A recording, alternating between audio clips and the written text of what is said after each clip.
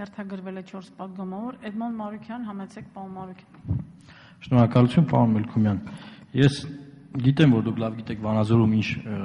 ձեռնարկություններ կային ժամանակին եւ հիմա էլ ինչ վիճակ է։ Այ կոնկրետ ձեր կողմից ներկայացված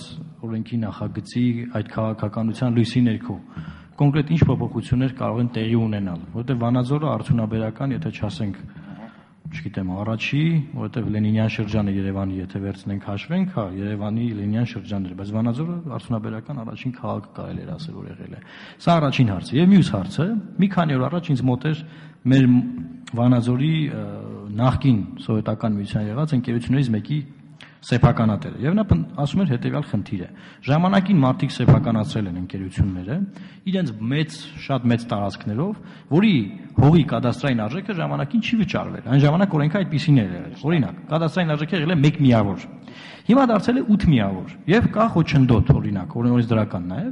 որի պատճառով չեն կարողանում օգտագործել։ Օրինակ հիմա մարդիկ են եկել, ասում են փոքր տարածքներ տվեք ձեր մեծ ընկերության տարածքի մեջ, չի կարողանում այդ մարդը օտարել, որովհետև այն մեծ այսօրվա եղած կադաստրային արժեքով պետք է սեփականաշնորհի, հետո օտարի այս մարդկանց վրա։ Եվ հիմա ես կարծում եմ, որ մենք կարող ենք ինչ-որ պայմաններ ստեղծել, առաջարկը հետևյալն է, որ 1 տարի ժամկետ տանք այդ ընկերություններին, որ անեն։ Ասեմ շարունակությունը։ Ընկերություններ են եղել, որոնք հողի վրա ինչ շինություն որ կա, քանդել վաճառել են։ Հիմա ընկերություն կա, որը չի քանդել վաճառել, պահպանել է, բայց չի կարողանում օգտագործել, որովհետև նման խնդիր կա։ Այսինքն խաղի կանոնը փոխվել է։ 1 միավորից դարձել է 8 միավոր, հիմա այդ մարդը մեծ գումարների հետ է կապված այդ սեփականը շնորհել, հա,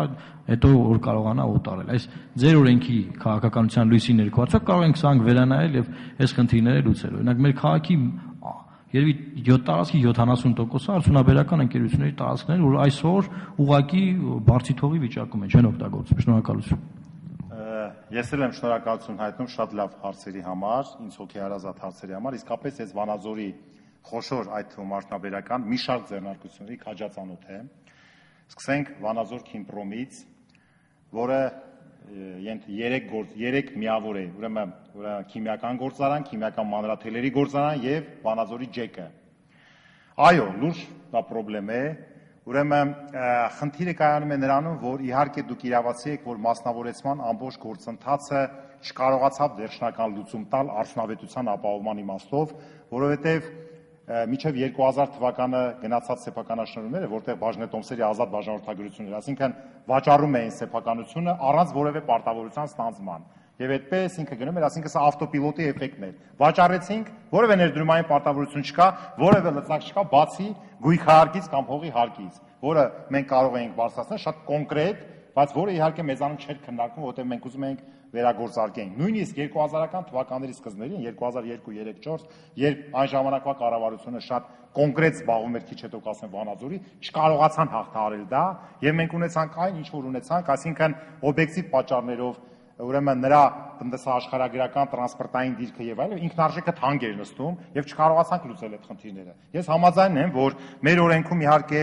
ասենք տեղափոխել դա դեպի արդյունաբերական գոտի արտոնություն, կարծում եմ Քիմպրոմի համար սա տեղին չի, ինքը պետք է իրեն այդ արտոնություններով ժամանակին եղել է, ես հիշում եմ, նաև արտոնություններ են տրվել, Պրոմեթեյ Քիմպրոմ եղած ժամանակ, սա մեկ։ Իսկ եթե ես օրինակ Վանաձորի ավտոգեն մաշին մասին խոսեմ, որը որ ավտոգեն M է եղել, հետո ամբողջական պետական մասնավոր միմյանց հետ, ես ինքը շատ քաջածանոթ եմ, ինքը կորցրեց իր շուկաները վերջի փուլերում, ինքը շատ ունիկալ, ուրեմն այդ գարիլկաների արտադրությամբ զբաղվող ուրեմն ձեռնարկություն էր, ցավոք սրտի չկարողացան բաժնետերերը զարգացնել այնպես, իրենց պատվերները կորցրեցին Իրան, Ռուսաստան եւ այլն, այդ ժամանակին ինքը մեծ արտոնություններ էր ստացել եւ ամբողջ պետական սեփականությունը լիզինգային կարգով փոխանցվել էր նրան։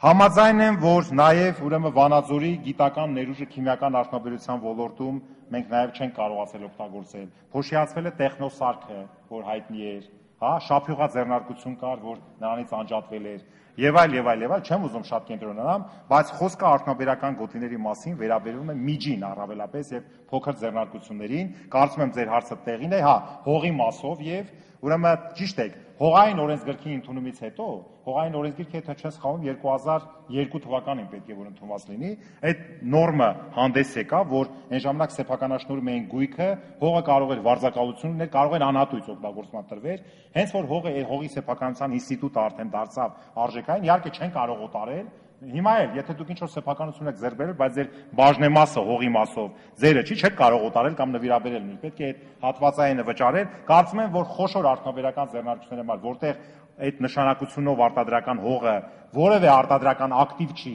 ակտիվ, նրա նկատմամբ պետք է հատուկ վերաբերմունք ուրեմն դրսևորել, եւ սա կարող ենք մենք այստեղ մտածելու բան է, եկեք միասին մտածենք երկրորդ ընթերցման ժամանակ էսի դրույթ այստեղ դնենք, թե չէ, որ պարտավոր է արդյունաբերության զարգացման պետական ծրագրով անդրադառնալ այդ հարցերին։ Բայց իհարկե կիսում եմ եւ շնորհակալ եմ այդ հարցադրումների համար։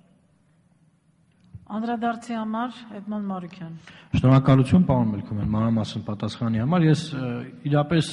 այդ հանդիպումից հետո մտածում եմ, որ նախագիծ ներկայացնենք կամ ինչ-որ կերպ